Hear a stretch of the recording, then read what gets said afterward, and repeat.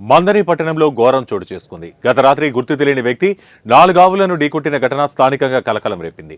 రోడ్లపై తిరుగుతున్న 4 ఆవులు, ఒక చిన్న గేదె ఈ ఘటనలో మృతి చెందాయి.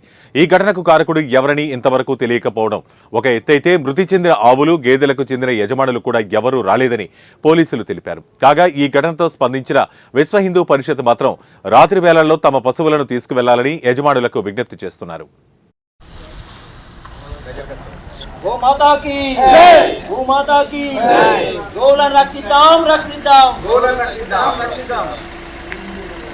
గో యజమానులందరికీ తెలియచేయనది, ఈరోజు మంతని పాత పెట్రోల్ బంక్ దగ్గర ఒక 4 ఆవులు, ఒక గేదెను మరి రాత్రి సమయంలో ఎవడో అనామకుడు తెలియని వాడు ఒక వాహనంతో గుద్ది వాడు పదాదైపోవడం జరిగింది.